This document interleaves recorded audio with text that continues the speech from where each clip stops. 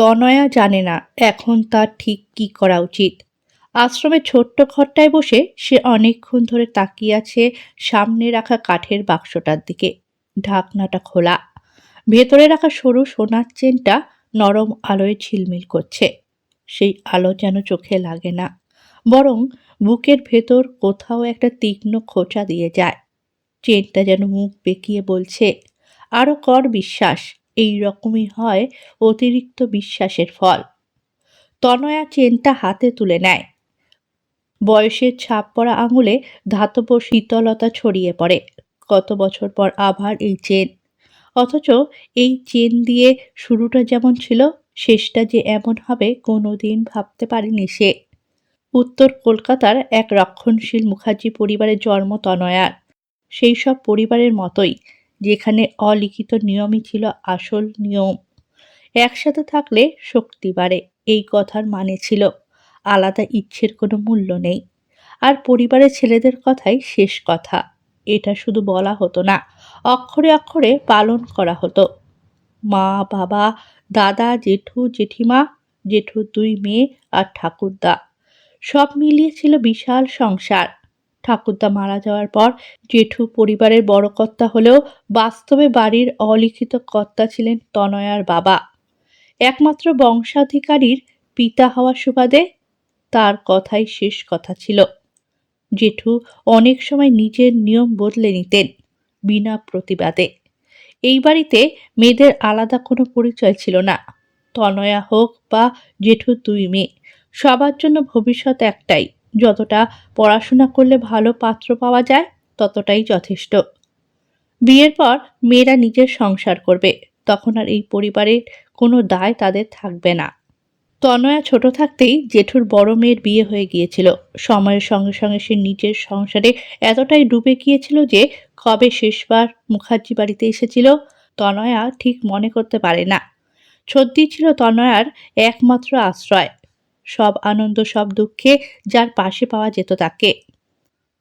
আজও তনয়ার মনে পড়ে ছদ্দির জন্যই প্রথম মুখার্জি বাড়িতে কোনো মেয়ের জন্মদিন পালন করা হয়েছিল। জেঠু আর বাবা বাধ্য হয়েছিলেন ছোট্ট তনয়ার জন্য নতুন জামা কিনতে। সেদিন মাছের মুড়োটা পেয়েছিল তনয়া। মায়ের মুখে সেদিন যে হাসি ছিল সেটা অন্য দিনের থেকে আলাদা। আর জেঠিমা যখন তনয়াকে পায়েস খাওয়াচ্ছিলেন, আনন্দে চোখের জল ধরে রাখতে পারেননি। কখনো মেয়ের জন্মদিন পালন করতে না পারার কষ্ট আজও তনয়া যেন বুঝতে পারে। এইভাবেই মাঝে মাঝে পরিবারের নিয়ম ভেঙে তনয়া আর তার ছদ্দি বড় হয়ে উঠছিল। সময়ের সঙ্গে সঙ্গে তনয়ার সৌন্দর্য যেন সকলকে ছাপিয়ে যাচ্ছিল। মুখার্জি বংশে বরাবরই রূপসী মেয়েরাই বউ হয়ে আসে, আর তনয়া ছিল সেই রূপের জীবন্ত উদাহরণ। অন্যদিকে ছদ্দির সৌন্দর্য ছিল শান্ত গভীর দিঘির জলের মতো। তনয়া যখন উচ্চ মাধ্যমিক পাশ করলো, ততদিনে ছদ্দির কলেজে 1 বছর কেটে গেছে। দিদির সঙ্গে প্রথম কলেজে এসে তনয়া চমকে গিয়েছিল। কো এডুকেশন কলেজ, ছেলে মেয়ের এমন মেলামেশা সে আগে দেখেনি। ছদ্দির জেদেই এই কলেজে ভর্তি হওয়া। বিজ্ঞানে এত ভালো ছিল সে যে জেঠু আর বাবা বাধ্য হয়েছিলেন নিয়ম ভাঙতে। কলেজে যাতায়াতের সময় কখনো জেঠু, কখনো বাবা, আবার কখনো দাদার সঙ্গে যেত। দাদা যদিও 2বার ফেল করার পর ছদ্দির সঙ্গে একই ক্লাসে পড়তে বাধ্য হয়েছিল। কলেজে সে ছিল একরকম ক্রাশ। নিজের দলের ছেলেদের নিয়ে অলিখিত দাদাগিরি চালাতো। তনয়া জানত দাদা ইচ্ছে করেই পাশ করছে না। পড়ার নামে বাবার কাছ থেকে টাকা ওড়ানোর স্বাধীনতা আর কলেজে ক্ষমতা দেখানোর সুযোগ, এই দুটো ছাড়তে সে রাজি নয়। এইসব ভাবার সুযোগ অবশ্য তনয়ার বেশি দিন ছিল না। অসম্ভব সুন্দরী তনয়া কলেজ সোশ্যালে যখন পরিষ্কার ইংরেজিতে ডিবেট করলো, তখন ছাত্রছাত্রীদের পাশাপাশি অনেক প্রফেসরের চোখও তার দিকে ফিরে গেল। সেই সময় তার আলাপ হয় কলেজের অঙ্কের নতুন অধ্যাপক উৎপল ব্যানার্জির সঙ্গে। দিদির ক্লাস শেষ হওয়ার অপেক্ষায় দাঁড়িয়ে থাকতো তনয়া। একদিন ক্লাস শেষে উৎপলবাবু তাকে ডেকে বলেছিলেন, তুমি সেদিন খুব ভালো ডিবেট করেছিলে, তবে আরও বই পড়তে হবে, দরকার হলে আমাকে বলবে। অঙ্কের স্যার থেকে সাহিত্যের সাহায্য, এই অদ্ভুত মিলটাই ধীরে ধীরে টান তৈরি করেছিল। সময়ের সঙ্গে সঙ্গে কথাবার্তা বাড়ল। ছদ্দির কলেজ শেষ হয়ে গেল, দাদাও পাশ করল। তনয়া একা কলেজে যেতে শুরু করলো। বাইরে দেখা হওয়া, দীর্ঘ আলাপ, সব মিলিয়ে তনয়া বুঝে ফেলেছিল সে ভালোবেসে ফেলেছে উৎপলকে। একদিন উৎপল তাকে নিজের বাড়িতে নিয়ে গেল। বাবাহীন সংসার, মাই সব। তনয়াকে দেখে উৎপলের মা তাকে বুকে টেনে নিয়ে গলায় একটা সোনার চেন পরিয়ে বলেছিলেন, মা, অপেক্ষায় আছি তোমার। আর একটা বছর মা, তারপর ওর বাবার সাথে কথা বলতে যাব আমরা, বলে উঠল উৎপল। কিন্তু সব সুখ বেশি দিন টেকেনি। সেদিন উৎপলের বাড়ি থেকে ফিরে তনয়ার পা যেন মাটিতে পড়ছিল না। বুকের ভেতর আনন্দটা এমনভাবে উপচে উঠছিল যে কাউকে না বললে দম বন্ধ হয়ে আসছিল। বাড়ি ফিরেই ছদ্দিকে পেয়ে সব কথা এক নিঃশ্বাসে বলে ফেলেছিল সে। উৎপলের মা কিভাবে তাকে আপন করে নিয়েছেন, গলায় চেন পরিয়ে দিয়েছেন, ভবিষ্যতের আশ্বাস দিয়েছেন। ছদ্দি চুপ করে শুনছিল, মুখে কোনো উচ্ছ্বাস ছিল না। কিন্তু তনয়া তখন তার লক্ষ্য করার মতো অবস্থায় ছিল না। এদিকে ছদ্দির নিজের জীবনেও তখন বড় পরিবর্তনের সময়। তার বিয়ের কথা প্রায় পাকা। পাত্র কলকাতার এক নামী জায়গায় চাকরি করে, পরিবারও যথেষ্ট প্রতিষ্ঠিত। মুখার্জি বাড়িতে তাই তখন ব্যস্ততার শেষ নেই। কেনাকাটা, আত্মীয় স্বজনের যাতায়াত, ফোনের পর ফোন। এই ভিড়ের মধ্যেই তনয়া ধীরে ধীরে আড়ালে চলে যাচ্ছিল। বাড়ির কাজে সাহায্য করা, অতিথিদের সামলানো, সব মিলিয়ে তনয়ার কলেজে যাওয়া অনিয়মিত হয়ে পড়ে। পরীক্ষার প্রস্তুতিও ঠিক মতন হচ্ছিল না। একদিন খুব দরকারে তনয়া কলেজ যায় অ্যাডমিট কার্ড আনতে। কলেজ গেটের কাছে পৌঁছেই সে থমকে যায়। কলেজের সামনে পুলিশের গাড়ি দাঁড়িয়ে, কয়েকজন পুলিশ ভেতরের দিকে যাচ্ছে।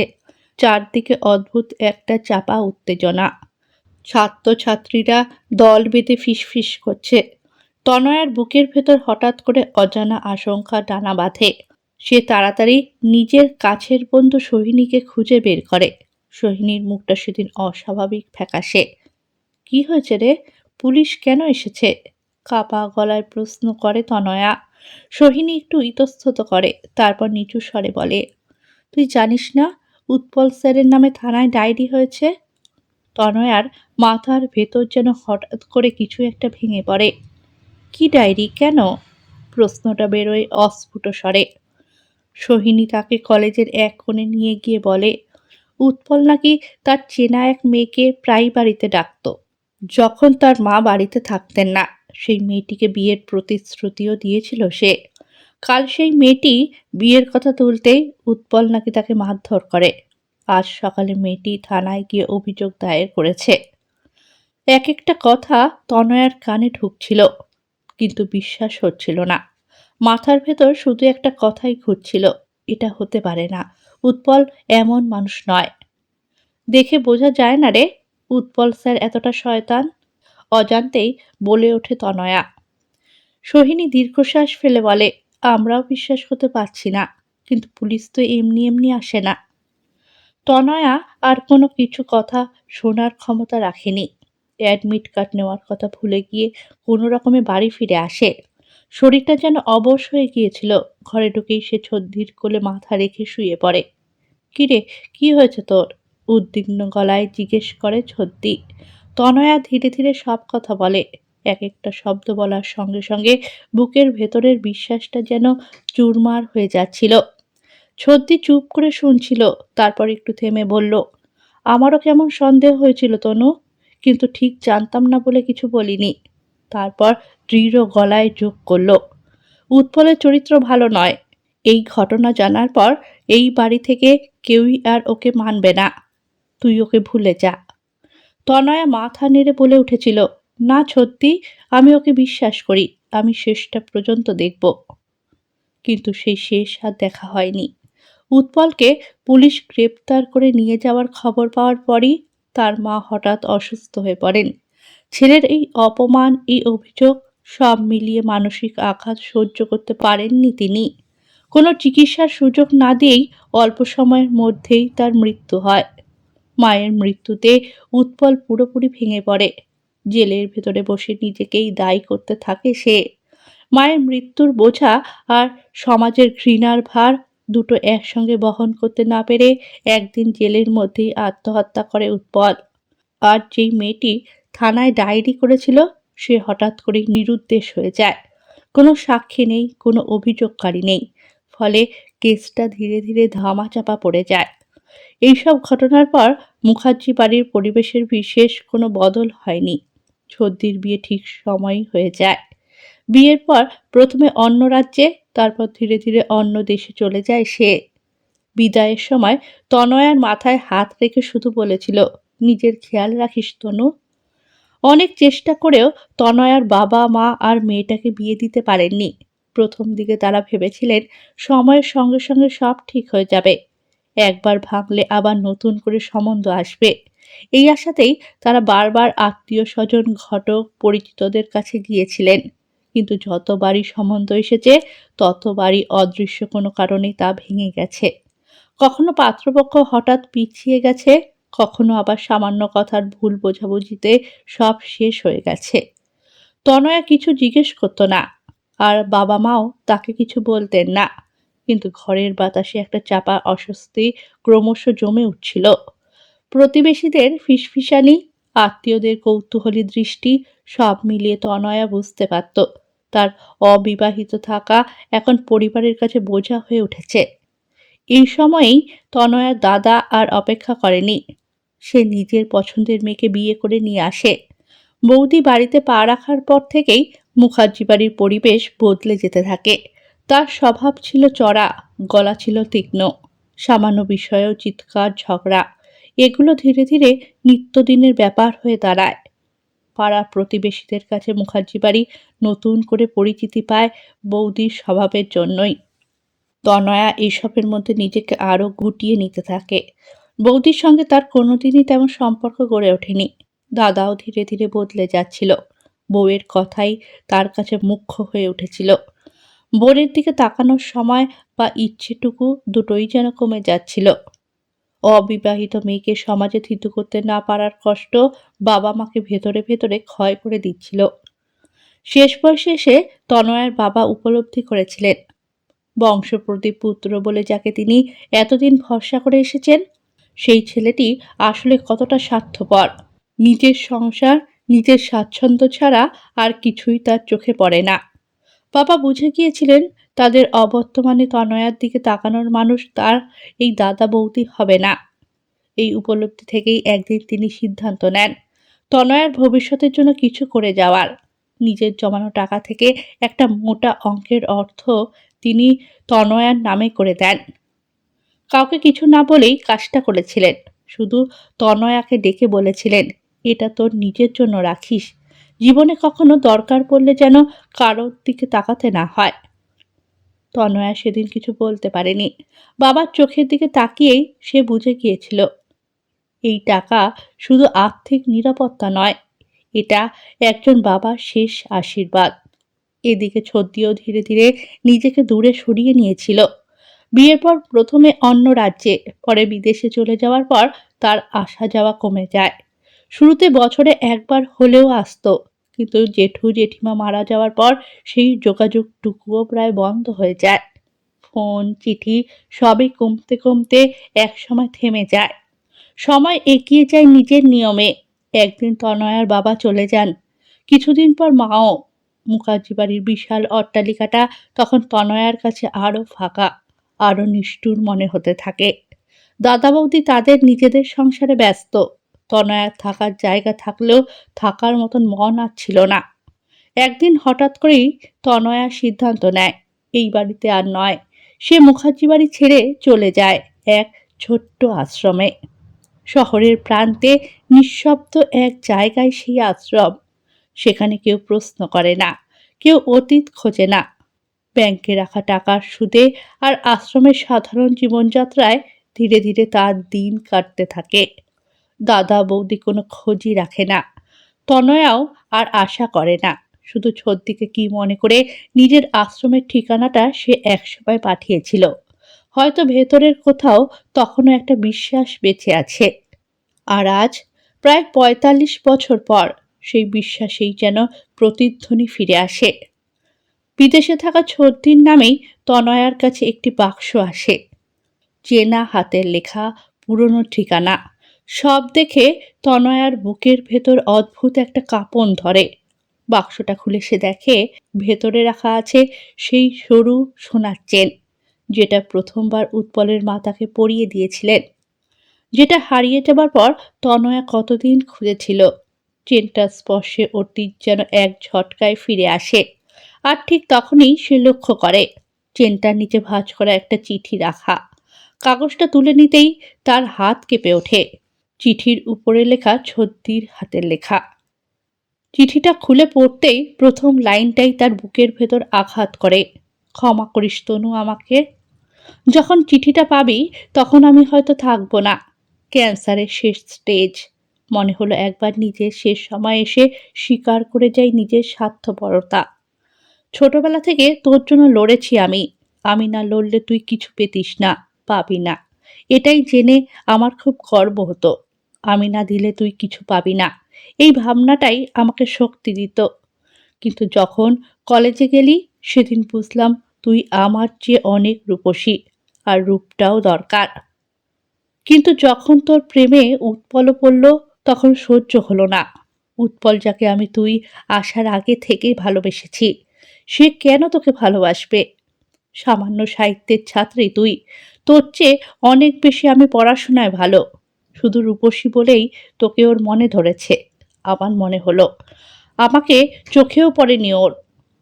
তনয়ার চোখের সামনে ভেসে ওঠে সেই দিনগুলো, কলেজের বারান্দা, অঙ্কের ক্লাস, উৎপলের মৃদু হাসি।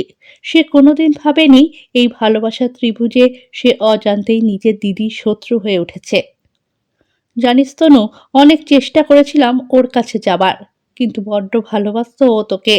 আমি ছিলাম শুধু ওর কাছে তোর দিদি আর ওর এক ছাত্রী। যেদিন ওর মাও তোকে মেনে নিল সহ্য করতে পারলাম না। নিজের জমানো সব টাকা দিয়ে একটা মেয়েকে ভাড়া করলাম ওর বিরুদ্ধে যাবার জন্য। কিভাবে এটা সন্ধান পেয়েছিলাম জিজ্ঞেস করিস না। যে করেই হোক চেয়েছিলাম ওর বদনাম হোক, কখনো যেন ও তোর সামনে না আসতে পারে লজ্জায়। কিন্তু বিশ্বাস কর তনু, আমি ভাবিনি ও নিজেকে শেষ করে দেবে। ভেঙে পড়েছিলাম, তারপর মনে হলো তোর জন্যই হলো। এসবের জন্য তুই দায়ী। আমি আমার ভালোবাসা পেলাম না তোর জন্য। তাই তোর যতবার কোনো বিয়ের সম্বন্ধ এসেছে আমি গোপনে সেটা ভেঙে দিয়েছি।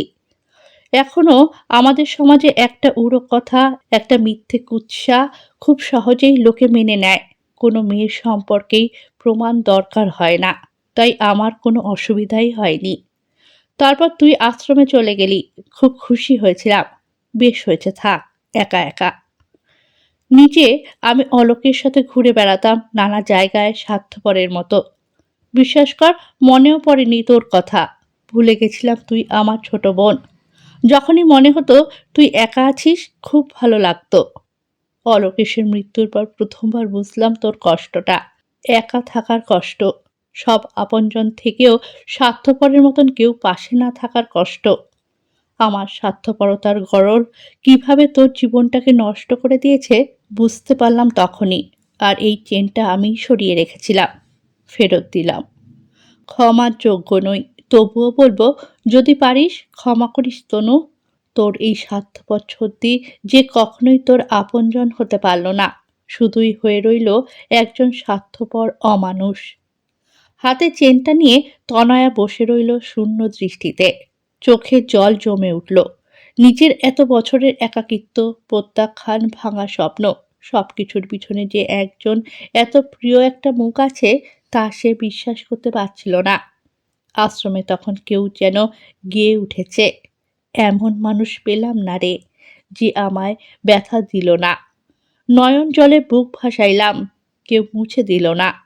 হায় রে, মুছে দিল না। গল্পটা যদি ভালো লেগে থাকে চ্যানেলটাকে সাবস্ক্রাইব করে পাশে থাকবেন।